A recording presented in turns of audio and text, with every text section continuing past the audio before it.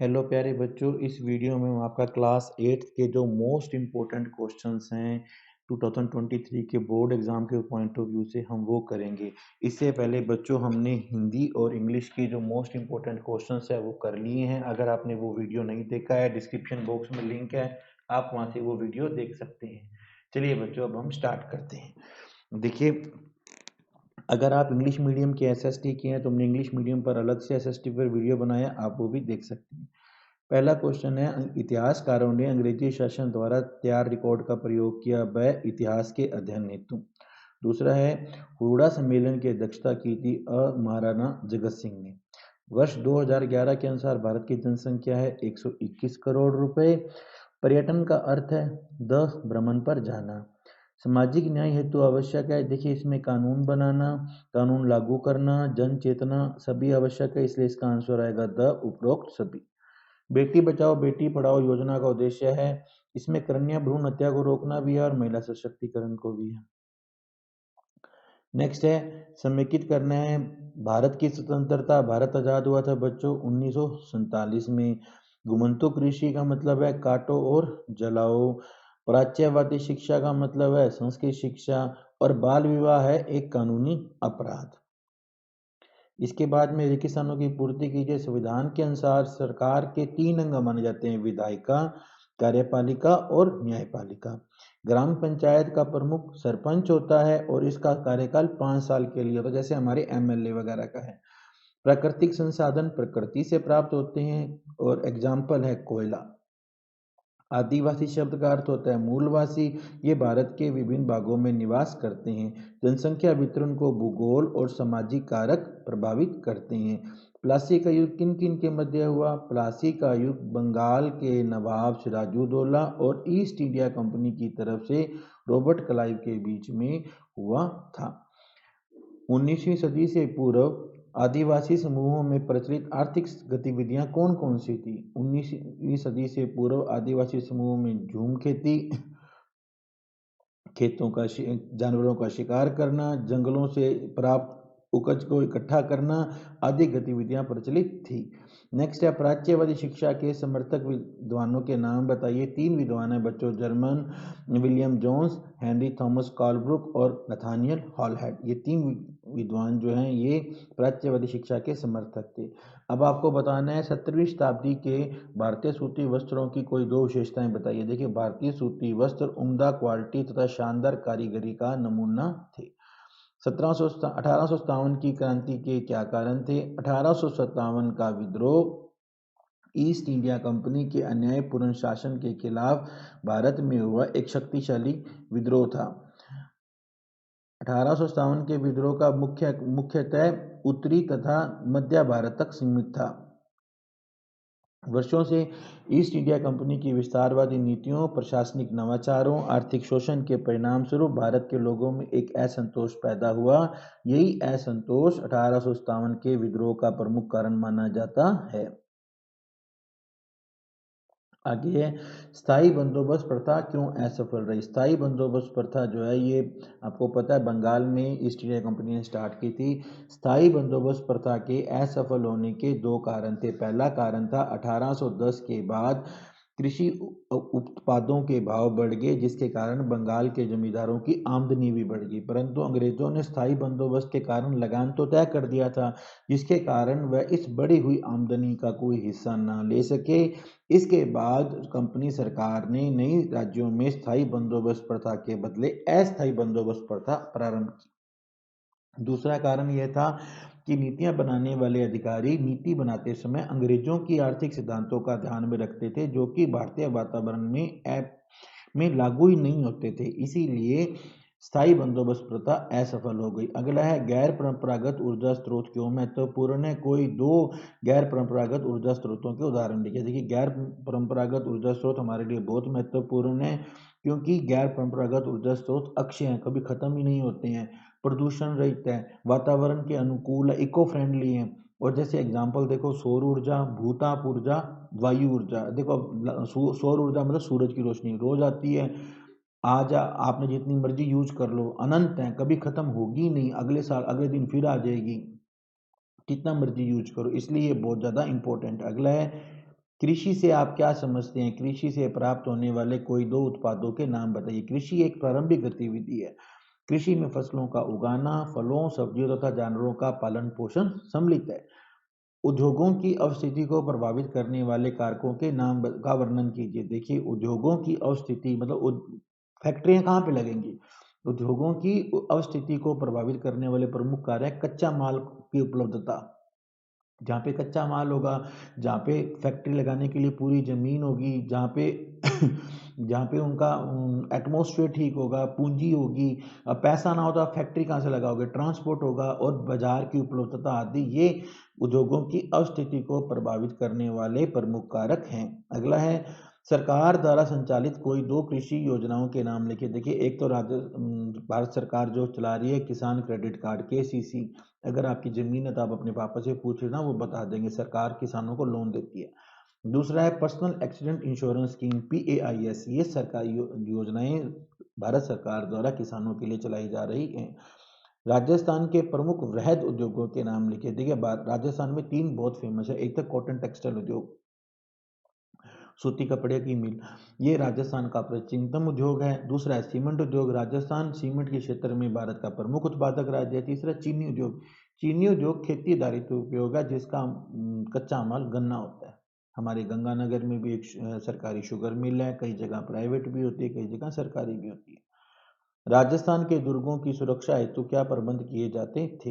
दुर्गों की सुरक्षा के लिए दुर्ग ऊंची पहाड़ियों पर, गहरी नदियों के किनारे या मैदानों में बनाए जाते थे। अगला है, पश्चिमी राजस्थान में जनसंख्या घनत्व पूर्वी राजस्थान की अपेक्षा कम है, कारणों को स्पष्ट कीजिए। देखिए, पश्चिमी राजस्थान में जनसंख्या घनत्व पूर्वी राजस्थान की अपेक्षा कम इसलिए है क्योंकि वहाँ पर भौगोलिक परिस्थितियाँ अनुकूल नहीं है।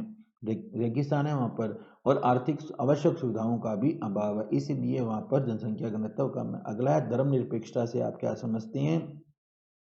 धर्मनिरपेक्षता का अर्थ है कि कोई भी व्यक्ति धर्म के आधार पर भेदभाव नहीं करेगा।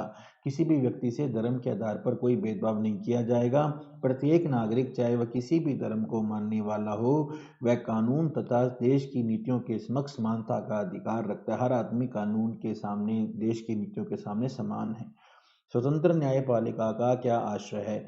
क्या तात्पर्य है? स्वतंत्र न्यायपालिका से यह तात्पर्य है कि सरकार के अन्य अंग जैसे कि कार्यपालिका, व्यवस्थापिका, न्यायपालिका के क्षेत्र में किसी भी प्रकार का हस्तक्षेप नहीं करेंगे। स्वतंत्र न्यायपालिका में कोर्ट सरकार के अधीन नहीं होते हैं और वह सरकार के लिए कोई काम नहीं करते हैं। अगला है, सरकार किस प्रकार से सामाजिक न्याय को प्रोत्साहन देती है? कोई दो उदाहरण दीजिए। सरकार विभिन्न प्रकार से सामाजिक न्याय को प्रोत्साहन देती है कि जैसे कि सरकार ने श्रमिकों की न्यूनतम आय निर्धारित कर रखी है। भी इतनी आपको मिलेगी, इतनी मजदूरी आपको मिलेगी। बाल श्रम की अनुमति नहीं है, बच्चों से कोई काम नहीं करवा सकते हम। अगला है, सरकार द्वारा नागरिकों को दी जाने वाली कोई दो जन सुविधाओं के नाम बताइए। देखिए, सरकार द्वारा नागरिकों को कई प्रकार की जन सुविधाएं दी जाती जैसे कि स्कूल, कॉलेज। सरकार ने सरकारी स्कूल खोल रखे हैं, सरकारी हॉस्पिटल खोल रखे हैं, सरकारी कॉलेज हैं, सरकार में बिजली देती है। ट्रांसपोर्ट की सुविधा, बसें हैं ना सरकार की बनाई हुई, और पेयजल सुविधा आदि, ये सब हमें सरकार जन सुविधाओं के रूप में देती है। अगला है, अलोकप्रिय कानूनों के संदर्भ में जनता सरकार पर किस प्रकार से दबाव बना सकती है? देखिए, जनता सरकार द्वारा बनाए गए अलोकप्रिय कानून को स्वीकार करने में ये अनिच्छा आएगा यहाँ पे, अपनी अनिच्छा को प्रकट कर सकती है। जब बहुत सारे लोग ये मानने लगते हैं कि सरकार ने एक अलोकप्रिय कानून पारित कर दिया है, तब संसद पर उस अलोकप्रिय कानून को बदलने का दबाव बनने लगता है। संसद में लोकतंत्र में संसद की भूमिका का विश्लेषण कीजिए। देखिए, नंबर एक, संसद किसी भी देश में कानून बनाने की अंतिम शक्ति रखती है। लास्ट में कानून कौन बनाता है? संसद बनाती है। यह प्रचलित कानूनों को बदल सकती है और उन्हें समाप्त कर कर उनके स्थान पर नए कानून भी बना सकती है। कोई भी कानून सरकार बदल सकती है, चाहे तो खत्म कर दे, या चाहे तो उसकी जगह पर नया कानून बना दे। संसद सरकार चलाने वाले नेताओं पर नियंत्रण रखती है और धन के सभी मुद्दे भी संसद द्वारा नियंत्रित किए जाते हैं। अब हमें राजस्थान के मानचित्र में 3 जिले बताने हैं। पहला जिला है कोटा। तो देखो बच्चों, ये जो है ये जो हमारा हिस्सा है ना, ये है कोटा। ये जो ये वाला एरिया, ये है कोटा। और दूसरा है हमारे पास में सीकर। तो ये जो बच्चों ये वाला पार्ट है, ये है सीकर। और फिर तीसरा है हमारे पास में डूंगरपुर। तो ये वाला हमारे पास में हो गया डूंगरपुर। ठीक है, अब इसके बाद में औवा विद्रोह का वर्णन अपने शब्दों में कीजिए। राजपुताना के कुछ सामंतों ने औवा के ठाकुर कुशाल सिंह के नेतृत्व को मान्यता देकर अंग्रेजों के प्रति अपना आक्रोश प्रकट किया। विद्रोही भीड़ को हर जगह स्थानीय किसानों, हिंदू, मुस्लिम समुदाय के लोगों का समर्थन प्राप्त था, लेकिन भारतीय प्रांतीय शासकों ने अंग्रेजों का समर्थन किया। वो अंग्रेजों के वफादार थे और उन्हें पूर्ण तरह समर्थन देते थे। उन्होंने पूरी फौज अंग्रेजों को दे दी थी, जिसके कारण ठाकुर कुशाल सिंह जो थे वो हार गए थे, पर बहुत ज़्यादा फेमस है ये। 1857 की क्रांति सफल नहीं हुई, क्योंकि जैसे ही विद्रोही दिल्ली की तरफ बढ़े वो बिखर गए और लक्ष्यहीन हो गए। उनको पता नहीं था अभी हम हमारा लीडर कौन है, हमें करना क्या है। इसके अलावा जहाँ जहाँ से, जैसे मान लो मेरठ का सिपाही दिल्ली गया, तो जो मेरठ का था वहाँ पर जैसे ही वो लोग दिल्ली गए, वैसे ही अंग्रेजों ने मेरठ के ऊपर कब्जा कर लिया। जहाँ जहाँ से वो गए थे अंग्रेजों ने वहाँ वहाँ पर कब्जा कर लिया। और अंग्रेज जो थे, क्योंकि जो देशी राजा थे वो अंग्रेजों के प्रति वफादार थे, इसलिए उनकी मदद से अंग्रेजों ने विद्रोह को दबा दिया। इसीलिए 1857 की क्रांति सफल नहीं हुई। अपराध की जांच में पुलिस की भूमिका का वर्णन कीजिए। देखिए, जब पुलिस कोई एफआईआर प्राप्त करती है, प्राथमिकी फर्स्ट इंस्पेक्शन रिपोर्ट एफआईआर प्राप्त करती है या किसी अपराध का पता लगाती है, तो वो एक जांच शुरू करती है, जिसमें वो गवाहों से पूछताछ करती है, उनके बयान दर्ज करती है और अन्य प्रकार के साक्ष्य इकट्ठा करती है, जैसे कि उंगलियों के निशान, चोरी का सामान, हत्या के अधिकार, अपराध आदि। अब यदि इकट्ठे किए गए सबूतों से पुलिस को ये विश्वास हो जाता है कि एक आदमी या ये आदमी रिपोर्ट किए गए अपराध का दोषी है, तो वो इस एक उपयुक्त आपराधिक अदालत में व्यक्तियों के खिलाफ आरोप पत्र दायर कर देती है। सबसे पहले पुलिस के पास जैसे कोई एफआईआर दर्ज होती है, वो जांच करती है, गवाहों से पूछताछ करती है और उनके बयान दर्ज करके तरह तरह के सबूत इकट्ठे करती है। अब जैसे सबूत से पुलिस को लगे कि हाँ ये बंदे ने ये काम किया है, तो वो उसे न्यायाधीश के सामने प्रस्तुत कर देती है। नेक्स्ट है एक और इसमें अथवा था, न्याय प्रणाली में निष्पक्ष सुनवाई से आप क्या समझते हैं? Fair trial. निष्पक्ष सुनवाई हर व्यक्ति का एक मौलिक अधिकार है। हर आदमी को निष्पक्ष सुनवाई दी जाएगी, फेयर ट्रायल दिया जाएगा। इसका मतलब ये है कि एक निष्पक्ष न्यायाधीश द्वारा द्वारा निष्पक्ष वातावरण में परीक्षण किया जाना चाहिए, जहां दोषी साबित होने तक सभी पक्षों के साथ समान व्यवहार किया जाता है। हर एक आदमी जब तक उसके ऊपर आरोप तय नहीं होता है, उसे सरकार और बेगुनाह मानती है। और एक सरकार संविधान का अनुच्छेद 21 ये कहता है कि हर एक व्यक्ति को निष्पक्ष सुनवाई, फेयर ट्रायल का अधिकार दिया जाएगा। तो ये सरकार इस तरीके से निर्धारित करती है कि हाँ, हर व्यक्ति को निष्पक्ष सुनवाई का अधिकार मिला है। आगे है मृदा संरक्षण के कुछ उपाय बताने। 3 उपाय मैं आपको बताता हूँ जो इम्पोर्टेंट है। पहला मल्चिंग। मल्चिंग में पौधों के बीच की जमीन को जैसे घास फूस वगैरह से ढक देते हैं, जिससे कि मिट्टी की नमी बनाए रखने में मदद मिलती है। दूसरा है कंटूर बैरियर। कंटूर के साथ बैरियर बनाने के लिए पत्थर, घास, मिट्टी का उपयोग किया जाता है। पानी जमा करने के लिए बैरियर के सामने खाई बना दी जाती है। Rock dam. पानी के प्रवाह को धीमा करने के लिए चट्टानों का ढेर लगाया जाता है। यह आगे मिट्टी को होने वाले नुकसान को रोकता है। अगला प्रश्न था, वनों से क्या लाभ है? विस्तार पूर्वक बताना है। तो देखिए, वन जो है हमारी बहुत हेल्प करते हैं। पहला है ध्वनि प्रदूषण सहित कई प्रकार के प्रदूषकों को कम करने में वन सहायता करते हैं। जहाँ पर जैसे आपने देखा होगा जंगलों में शोर कम होता है। क्यों होता है? क्योंकि जो पेड़ हैं वो शोर को सोख लेते हैं। दूसरा है पानी के प्रवाह को रोकते हैं और बाढ़ के दौरान जब धरती पे बाढ़ आती है, उस समय धरती को पानी को एब्जॉर्ब करने में हेल्प करते हैं। मिट्टी की हानि भी कम होती है और प्रॉपर्टी का नुकसान भी कम होता है। दूसरा है इकोलॉजिकल सिस्टम, पारिस्थितिकी तंत्र है, ये वनों द्वारा मिलता है। अगर जहाँ पे पेड़ होते हैं वहाँ पे आपको पता है बारिश अच्छी होती है। जहाँ पर पेड़ होते हैं वहाँ पे धरती का तापमान भी कम होता है और ग्लोबल वार्मिंग भी आती है। दूसरा, ऑक्सीजन का लेवल बनाए रखने में हेल्प करते हैं, जिससे हमारे लिए और बाकी लोगों के लिए सांस लेना आसान हो जाता है। हम अपनी रोजी रोटी के लिए भी वनों पर निर्भर हैं। अगर वन होंगे तो लोगों को लकड़ी मिलती है और लकड़ी होगी तो उसका हम और यूज करके उसे बेच भी सकते हैं। तो इस तरह से वन हमारे बहुत ज़्यादा हेल्पफुल होते हैं।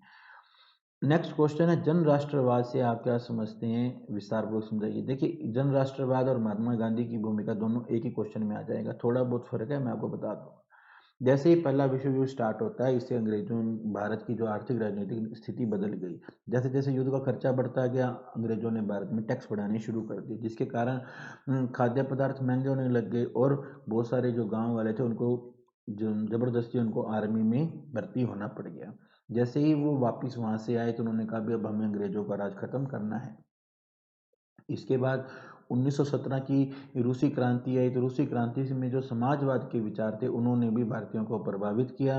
1917 में गांधी ने चंपारण और उसके बाद खेड़ा सत्याग्रह की शुरुआत की और 1918 में अहमदाबाद के मिल मजदूरों के लिए आंदोलन का नेतृत्व किया। ये गांधी जी का पोर्शन आ जाता है।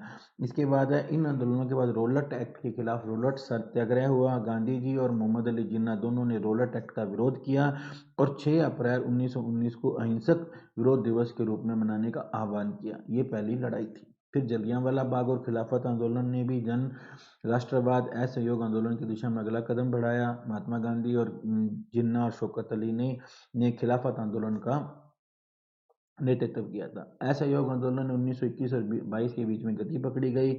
इस तरह 1915 से 22 के बीच की सभी घटनाओं से भारत में जन राष्ट्रवाद का विकास हुआ।